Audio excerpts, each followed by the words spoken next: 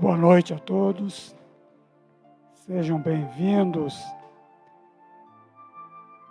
a esta casa de orações, onde todos nós, com certeza, viemos em busca da paz, da harmonia, e dirigirmos os nossos melhores pensamentos para que nós que compomos a humanidade, de uma forma geral, possa compreender as palavras e os ensinos de Jesus, a fim de que os nossos passos sejam seguros no sentido do bem, no sentido do amor, no sentido da fraternidade.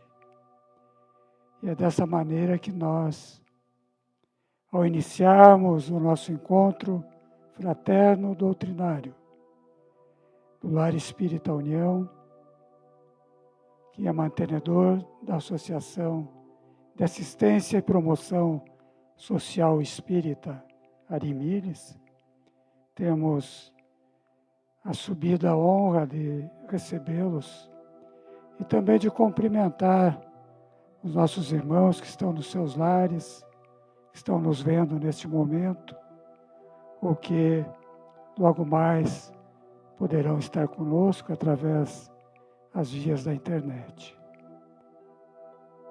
Rogando a Jesus, pedimos as bênçãos do nosso irmão maior, que possa ele, neste momento, através dos benfeitores espirituais da sua seara, administrar esse encontro de luz, esse encontro de fraternidade. Que o benfeitor Dr. Bezerra de Menezes, mentor espiritual desta casa de orações, possa, juntamente com sua equipe, estar conosco, trazendo-nos tudo o que viemos buscar, se esta for a vontade e forem os desígnios de Deus. Pois sempre deixamos nas mãos de Deus aquilo que mais nós precisamos. E feita a abertura da nossa atividade nessa noite, nós temos a alegria de ter conosco a nossa irmã Brigitte Wiltner, ela que dirige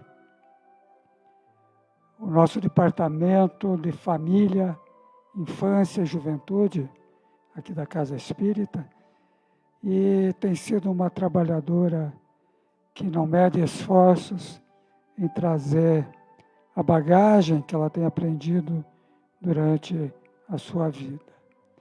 Então, a alegria é renovada. E o nosso pedido aos benfeitores espirituais de que a nossa irmã seja bastante intuída e que possa trazer a todos nós aquilo que a doutrina espírita, que é o cristianismo renovado, tem a nos trazer nessa noite. Brigitte, nossa alegria em tê-la conosco.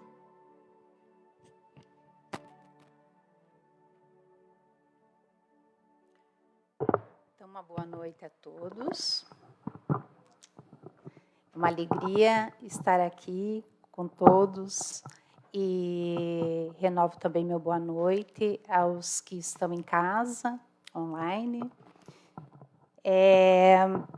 Então, eu rogo também a Deus, a Jesus, nesse momento, que esteja com todos nós e que possamos, através das reflexões da noite, renovar nossos pensamentos e sentimentos para uma vida mais serena e feliz. Muito bem. Hoje, o tema que está sendo trazido é do Evangelho segundo o Espiritismo, capítulo 6, o Consolador, o Cristo Consolador, o jugo leve. Não está vindo aqui. Mas eu vou por aqui. Bom, então, para a gente começar, as nossas reflexões sobre esse assunto, todo conhecimento que é trazido é em forma de reflexão, né? E Jesus nos traz esse ensinamento em particular, foi há mais de 2000 anos, né? Mas é um conhecimento extremamente atual. Então, os conhecimentos que Jesus traz são conhecimentos eternos, né? E atemporais. Então, nós vamos rever esses conhecimentos, e quanto mais nós revemos, mais a gente compreende que tem nuances, né? Esses temas já foram abordados aqui na casa, mas sempre tem nuances novos, né? Então, por isso que a gente precisa sempre estar estudando e renovando o conhecimento. E a doutrina espírita, ela nos traz ferramentas importantes, né? Para que a gente possa sempre estar prosseguindo na nossa caminhada evolutiva, né? Então, Jesus nos traz um olhar, uma nova perspectiva, né, desses desafios que, com certeza, todos nós, aqui na nossa caminhada evolutiva, enfrentamos, né? Muito bem. Então, para começar, eu vou fazer a leitura desse ensinamento de Jesus. O jugo leve. Vinde a mim, todos vós que estáis aflitos e sobrecarregados, que eu vos aliviarei. Tomai sobre vós o meu jugo e aprendei comigo, que sou brando e humilde de coração, e achareis repouso para vossas almas, pois é suave o meu jugo e leve o meu fardo. Então, esse ensinamento está em Mateus, capítulo 11, versículos 28 a 30. Então, como é que nós vamos começar a abordar esse ensinamento de Jesus? Então, nós vamos começar pelo convite que Jesus nos faz, né? Então, vinde a mim, todos vós, né, que estáis cansados e aflitos. Quem é esse todos vós? Né? Então, ele faz um chamado a todos nós. Todos nós, uma hora ou outra da nossa evolução, nós teremos aflições. Tanto no campo material, quanto no campo moral.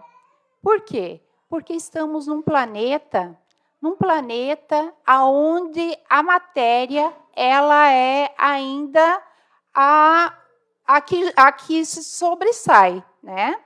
Então, o nosso corpo, nós temos um corpo que vai envelhecer, né? Nós vamos passar pela parte física do nosso todos nós sofremos as ações físicas do nosso planeta. Então, qualquer momento, quem não passou por alguma aflição, com certeza, em algum momento passará. Quem não se sentiu em desânimo, se sentiu sobrecarregado, de alguma maneira se sentirá. Isso já é natural, e Jesus já sabia isso e passou para nós já há 2000 anos atrás. Então, nós vamos conversar, ele está conversando com todos nós, né? Sem exceção. Então, esse é o convite que ele nos faz, né? Vinde a mim, todos vós que estáis aflitos e sobrecarregados, e eu vos aliviarei. Essa é a promessa que ele faz, né? Tomai sobre vós o meu jugo. Então, nós vamos entender um pouquinho o que significa esse jugo que Jesus nos fala nesse momento. Jesus ele fazia muitas comparações, né? Ele usava recursos da natureza para que ele pudesse passar os seus ensinamentos. E um desses recursos que ele trouxe é um recurso da época, né? Então, o jugo. O que é o jugo? Alguém já ouviu falar em canga? Com certeza, aquelas cangas de boi que antigamente se fazia para arar ou então se levar uma carroça. Então, o jugo é isso, né? Ele servia de orientação. O jugo é aquela canga, né, que se chamava jugo, e que servia de orientação para os bois, né? Então, é a orientação. Então, o jugo que Jesus nos diz é a orientação que ele nos dá. Bom, mas também tem uma outra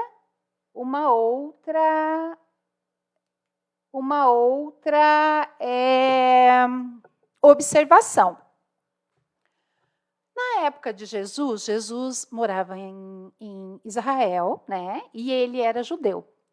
E ele, como ele era judeu, então os judeus, né? Eles também tinham esse jugo, né? É um conjunto de regras, um conjunto de direcionamentos, né? Então, o rabino era essencialmente um intérprete da lei de Moisés.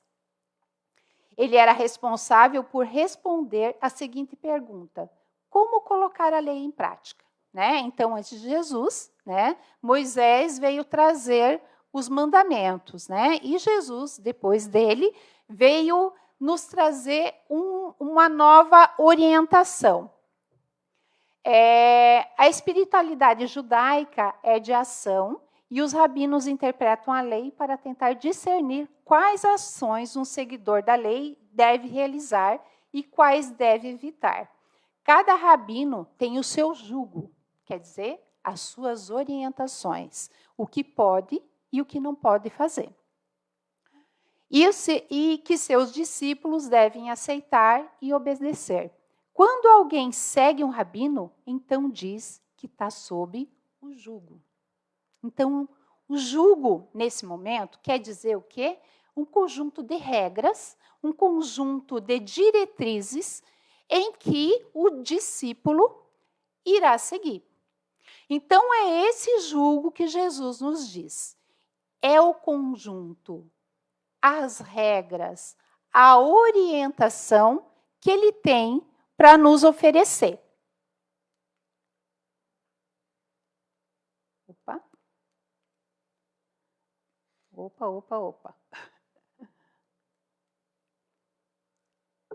Então, mas quem foi Jesus? Né? Para a gente poder seguir Jesus, para a gente poder saber e entender quais são as orientações de Jesus, primeiro nós precisamos conhecer quem realmente é Jesus. Porque a gente só pode seguir alguém que a gente realmente conhece, né? Então, Jesus, na questão, o livro dos Espíritos nos orienta e nos informa, e isso não foi Allan Kardec. Allan Kardec só fez a pergunta para os espíritos, né? Espíritos esses que eram espíritos elevados, né? De uma ordem muito mais elevada que nós, e que orientou Kardec na seguinte questão: qual é o tipo mais perfeito que Deus ofereceu ao homem para lhe servir de guia e modelo? E os espíritos responderam numa resposta bem objetiva, que é Jesus. Então, Jesus é o espírito mais evoluído que nós tivemos aqui no planeta, né? Em A Caminho da Luz, né, no livro também psicografado por Francisco Cândido Xavier, ele nos informa que Jesus ele foi o co-criador junto com Deus no planeta Terra. Então, ele e uma pleiade de espíritos participaram da construção do nosso planeta. Então, Jesus, ele tem uma ligação extremamente próxima de Deus, né? Jesus é um espírito puro, né? Então, na escala dos espíritos, nós ainda estagiamos como espíritos imperfeitos, né? E Jesus não. Jesus já estagia num nível extremamente elevado, né? Um espírito puro, ele não precisa mais reencarnar. Então, ele não precisa mais passar pelas vicissitudes da matéria. Então, é um espírito que realmente veio até nós, né? Ele fez questão de nos mostrar o seu exemplo e também trazer a sua orientação para que possamos, todos nós, ter um guia seguro a seguir. Já passamos. Mas quais são as orientações que Jesus nos deixou? Então, a gente pode se perguntar, que orientações são essas? Essas orientações, elas não foram escritas por Jesus. Jesus não deixou nada escrito, né? O seu testemunho aqui na Terra, ele está muito vivo, apesar de ele não ter deixado nada escrito. Então, as suas testemunhas, que foram os discípulos, né, elas deixaram registrada toda a sua passagem aqui no planeta. Mas a sua energia, a sua vibração é tão forte e tão constante que ela está presente e sempre estará entre nós. Então, essas orientações são os deveres perante a vida. Todos nós, sem exceção, temos deveres perante a vida. Esses deveres são principalmente de ordem moral. Esses deveres são intransferíveis. Então, todas as responsabilidades que cada um de nós traz a cumprir aqui, seja junto à minha família, seja junto ao meu trabalho, seja junto aos meus amigos, seja junto à sociedade que nós pertencemos, esses compromissos são intransferíveis. Eu não posso transferir o meu compromisso para vocês, posso? Não. Nenhum de vocês pode transferir os seus compromissos para quem quer que seja. Cada um tem a sua tarefa e a sua cota a cumprir nesse planeta. Então, esses deveres morais são em relação a Deus, o nosso Criador. Nós temos deveres morais com relação a Ele, ao próximo e a nós mesmos. Então, essa relação é a relação básica que nós temos de deveres conosco mesmo, com Deus e com o próximo. Então, inicia o nosso dever com Deus. Mas, se nós não conhecermos Deus, como que nós vamos nos aproximar de Deus? Como que nós vamos manter essa relação com Ele? Então, de acordo com o Espiritismo, com o Livro dos Espíritos, ele nos mantém a informação de quem é Deus e seus atributos. Então, Deus é eterno, é imaterial, é imutável, ele não muda, ele é único, onipotente, perfeito e justo e bom. Então, através desse conhecimento que nós temos de Deus, então a gente vai saber que ele é extremamente amoroso e bom para todos, sem exceção. Então, Jesus, ele nos traz uma nova concepção de Deus. que Moisés nos trouxe há muito tempo atrás e teve a sua valia para aquele povo, mas Jesus ampliou essa relação que nós tivemos, que nós podemos ter. Ele chama Deus como nosso Pai. E nós sabemos que todo pai só quer o bem do seu filho. Todo pai só quer o melhor para o seu filho. E como todo pai, educa o seu filho. Então, a gente pode compreender que, através desse conhecimento que nós temos, que Deus quer o nosso bem, quer a nossa felicidade, Ele é justo com todos, porque ama a todos, não ama a mim, não ama mais que vocês, e nem vocês amam mais a mim. Então, Deus ama todos da mesma forma. Ele é justo e bom. E para que isso aconteça, Ele nos educa a todos iguais.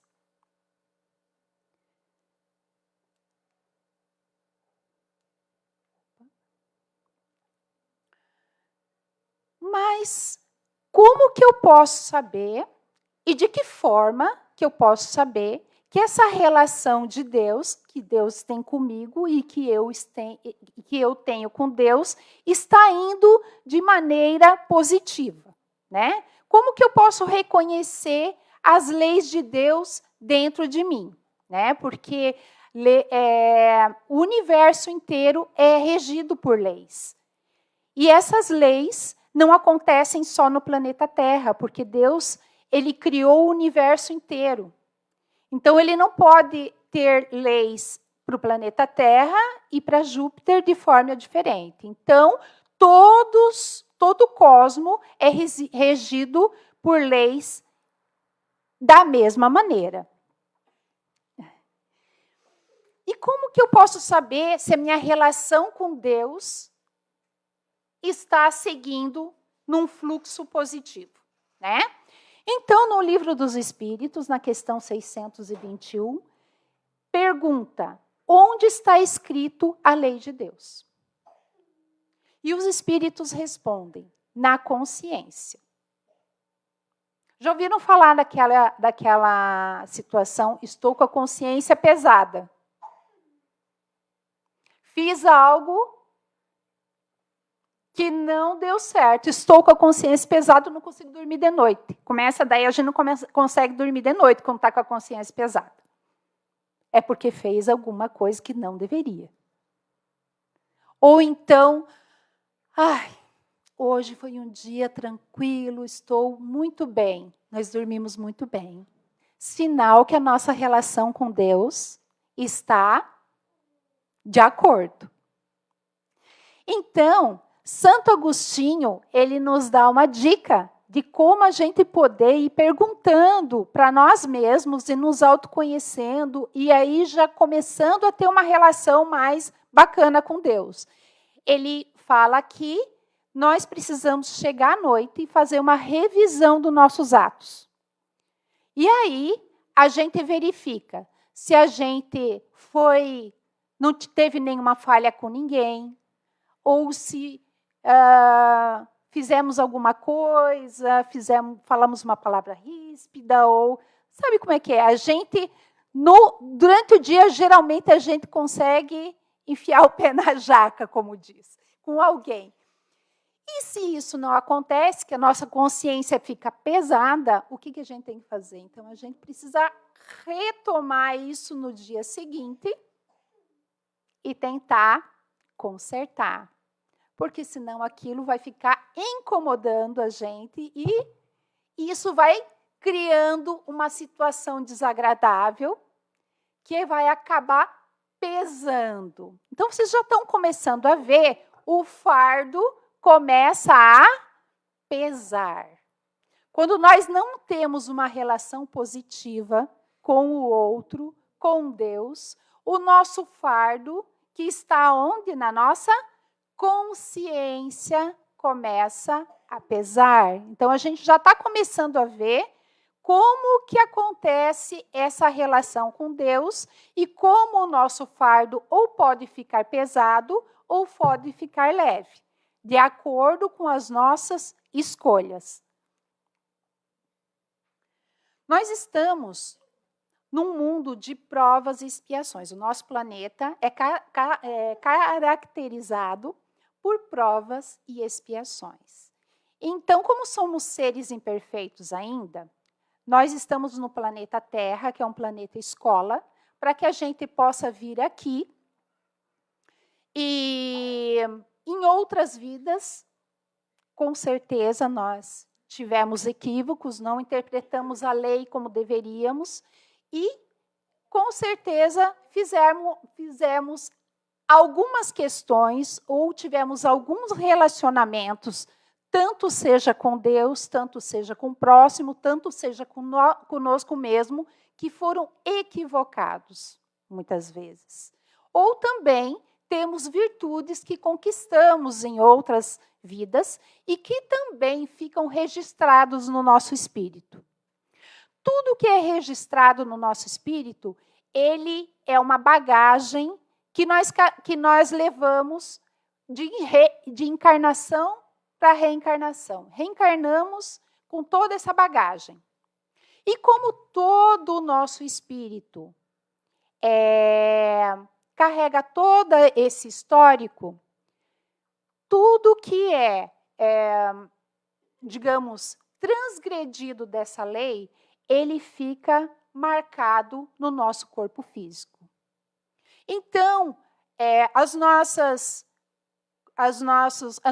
virtudes, né, que transmitem a nossa saúde, nós também é nossa propriedade, mas também os nossos equívocos também são. Então, às vezes, a gente não sabe por que uma doença aparece em determinado momento em nossa vida. Ou alguma situação difícil. Ou atraímos situações para a nossa vida. É porque está tudo registrado em nosso espírito e, em consequência, em nosso corpo. Então, às vezes, questões que a gente não consegue reconhecer, a gente não consegue entender, às vezes não é dessa vida, e sim situações de uma vida anterior. São as provas e expiações que muitas vezes se apresentam na nossa vida e, de acordo com a nossa interpretação, e às vezes é uma revolta, uma não aceitação, então esse fardo, ou ele fica, essas dores, ou elas ficam leves, ou elas pesam. Isso tudo decorrente da relação que temos com Deus, conosco mesmo ou com o próximo. Então, vocês estão vendo ali, né? Às vezes o fardo fica difícil, né, para carregar.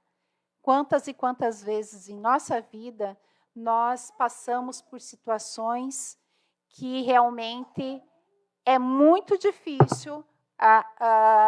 Às vezes a gente parece que não vai ter forças para suportar aquela situação. Mas Deus, nós mesmos, temos recursos importantíssimos que nós podemos acessar e que, assim, podemos nos tornar fortes para que as dores e as situações difíceis que nós teremos que passar por algum momento da nossa vida, nós tenhamos as ferramentas para que a gente consiga passar de uma maneira mais tranquila, de uma maneira mais leve. Muito bem.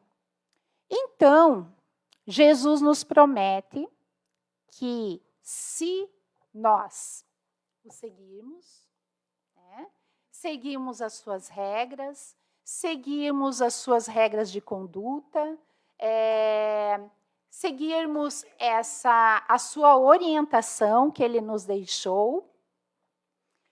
Ele pede para que a gente aprenda com ele, que sou brando e humilde de coração, e acharei repouso para as vossas almas. Então, no Evangelho segundo o Espiritismo, ele nos explica o que significa esse brando e humilde de coração. E acharei, e a gente, assim, através dessa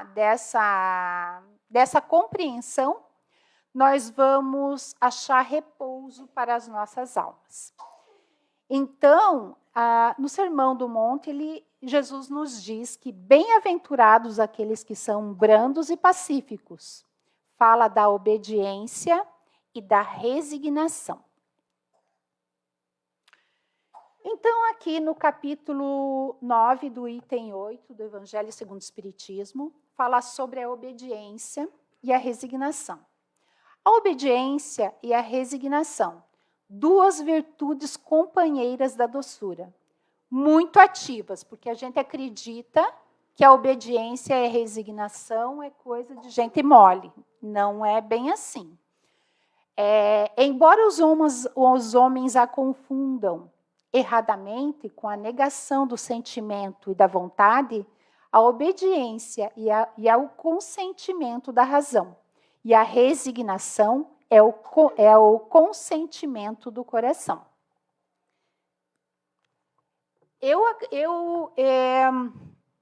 São duas virtudes difíceis. A obediência e a resignação.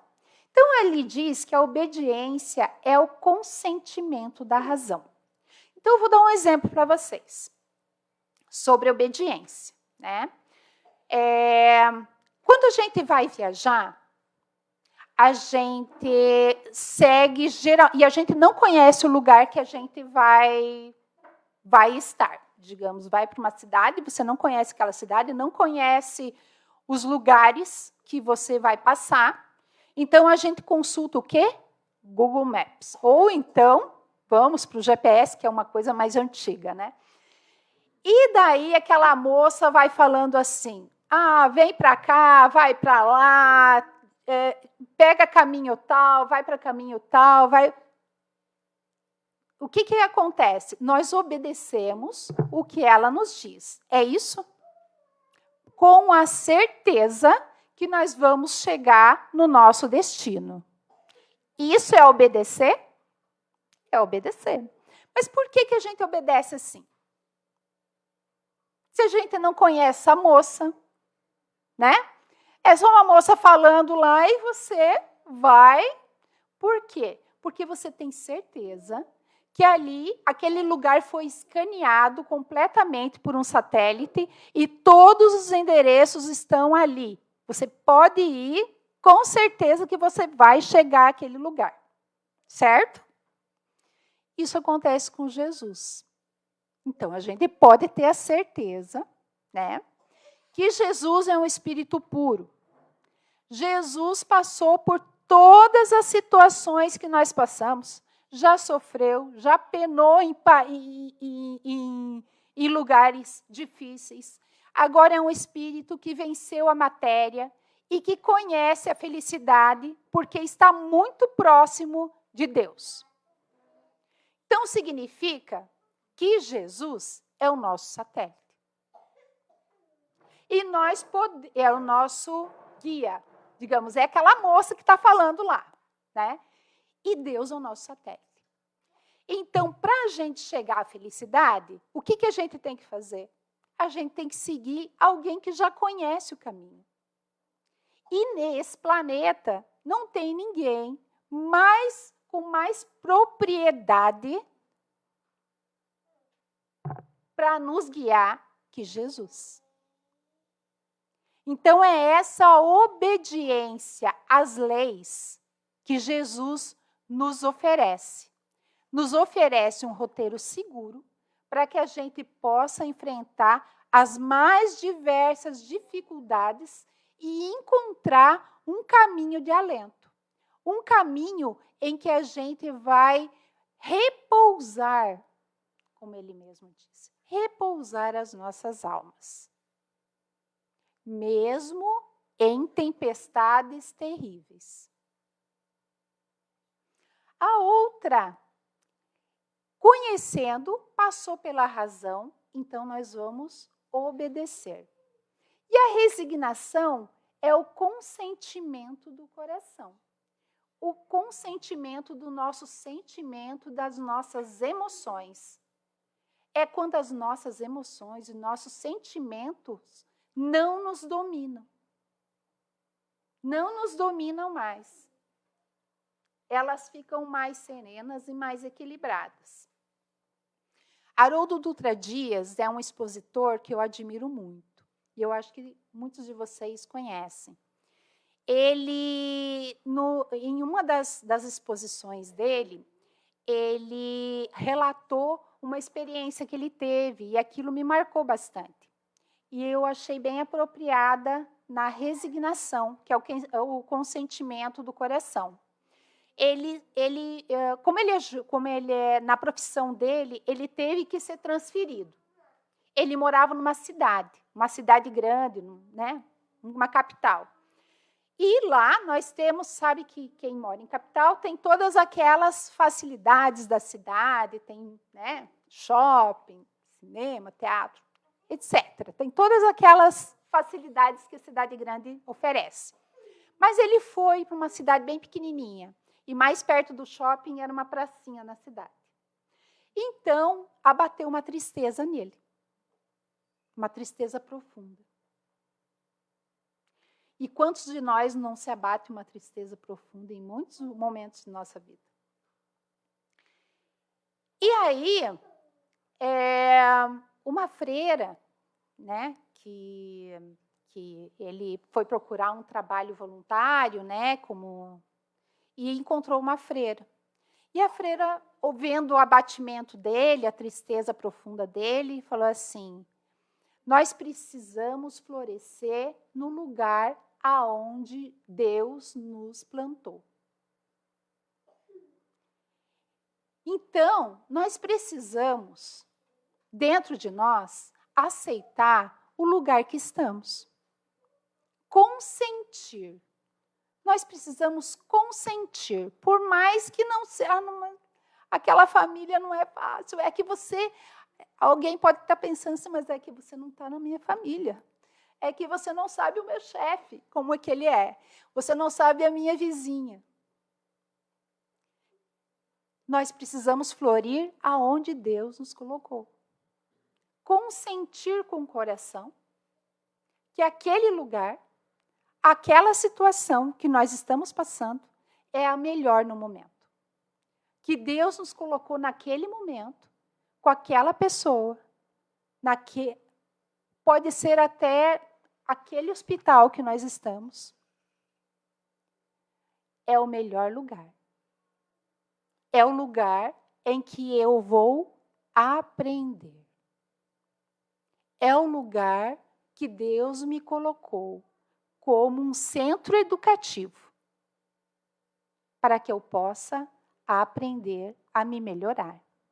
E assim, melhorar também o ambiente que eu estou. Aprender a florescer aonde Deus me colocou. E nós temos recursos íntimos para isso. Todos nós temos.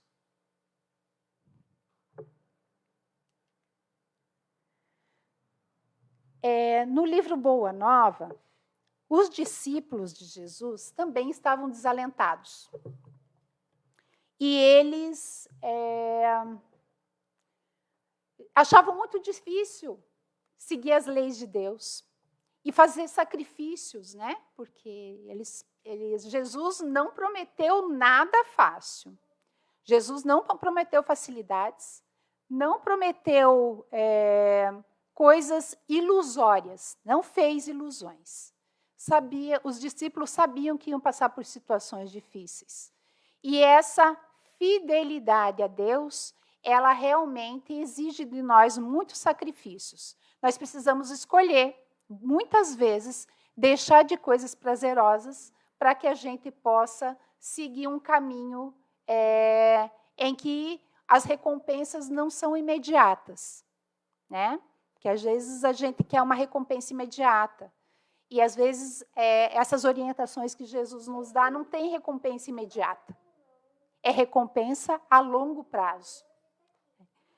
Então, Jesus, então os discípulos perguntaram para ele: qual que é a primeira qualidade a cultivar no coração para que nos sintamos plenamente identificados com a grandeza espiritual da tarefa? Acima de tudo, de todas as coisas, respondeu o mestre, é preciso ser fiel a Deus. Mestre, mas nesses últimos dias tenho me sentido doente e receio não poder trabalhar com os demais companheiros. Como poderei ser fiel a Deus estando enfermo? E Jesus respondeu: ouve, replicou o Senhor com certa ênfase. Nos dias de calma é fácil provar fidelidade e confiança. Não se prova, porém, dedicação verdadeira, senão nas horas tormentuosas, em que tudo parece contrair e parecer. O enfermo tem consigo diversas possibilidades de trabalhar para o nosso Pai, com mais altas probabilidades de êxito no serviço. Tateando ou rastejando, busquemos servir ao Pai que estás nos céus, porque nas suas mãos divinas vive o universo inteiro. André, se algum dia teus olhos se fecharem para a luz da terra, serve a Deus com a tua palavra e com seus ouvidos. Se ficares mudo, toma a si mesmo a charrua, valendo-te de tuas mãos. Ainda que ficasses privado dos olhos e da palavra, das mãos e dos pés, poderia servir a Deus com paciência e a coragem, porque a virtude é o verbo dessa fidelidade que nos conduzirá ao amor dos amores. Então, vocês podem ver, todos nós podemos ver, que nós possuímos recursos mesmo estando numa cama. Então, Deus espera isso de nós. Imagine nós que temos todos os recursos. Então, todos esses recursos, eles precisam ser destinados a um bem maior. Então, a fé, né, que é a mãe de todas as virtudes, a fidelidade a Deus, ela se transforma em fé. O verdadeiro homem de bem tem fé em Deus, na sua bondade, na sua justiça e na sua sabedoria. Sabe que nada acontece sem a sua permissão. Submete-se em todas as coisas à sua vontade. E para tornar suave o jugo, a caridade. Como na música que teve no começo, né, que nos diz que para tornar o fardo mais leve, Deus nos deu 2 recursos que nós podemos utilizar a qualquer momento nos nossos dias, que é a caridade, que é a benevolência para com todos. Aqui não estou falando de caridade material, né? Estou falando da caridade que nós podemos fazer conosco e com o próximo. Benevolência para com todos, indulgência, se colocar no lugar do outro, com a indulgência com as imperfeições dos outros, porque nós também somos imperfeitos, e perdão das ofensas. E há outro canal que nós temos, que podemos usufruir da melhor maneira possível em todos os momentos de nossos dias, é a oração. É o canal precioso, um recurso sem limite, e que nós podemos utilizar para que Deus possa nos orientar, nos guiar, nos orientar, nos guiar. Então, utilizemos do recurso da oração. Então, para a gente terminar, né, esse vídeo que eu já vou me despedir, e esse videozinho que vai passar, de Jesus, vamos nos sentir como Jesus estivesse falando ao nosso coração nesse momento, né? Vai passar a oração que ele nos ensinou. Mas a oração, ela não tem fórmula, né? Deus quer que nós nos despojemos, né, de todas as nossas, nosso orgulho, do nosso egoísmo, e abramos o nosso coração a Ele, e que Ele possa nos orientar em todos os momentos de nossa vida. Tá? Então, o que eu desejo a todos é uma boa semana, e que todos, através das orientações do Mestre Jesus, que são orientações seguras, possam encaminhar as nossas vidas num sentido mais positivo, num sentido mais sereno, e que nossos fardos sejam aliviados através dos recursos que Ele nos envia. Uma boa noite a todos, muita paz e muita luz. Então, vamos colocar para que a gente possa acompanhar.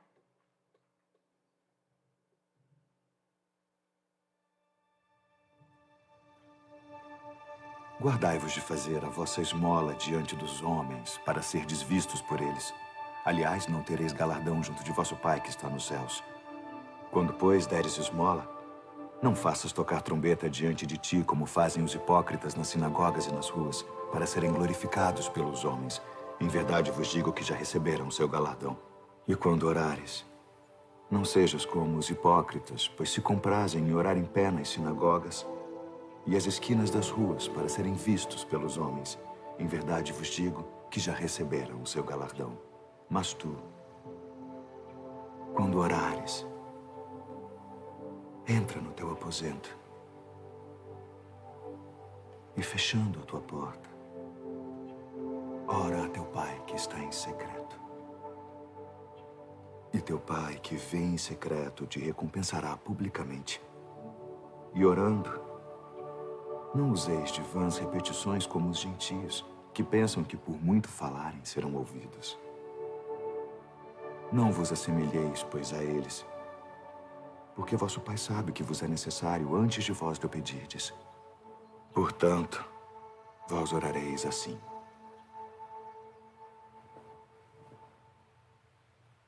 Pai nosso, que estás nos céus,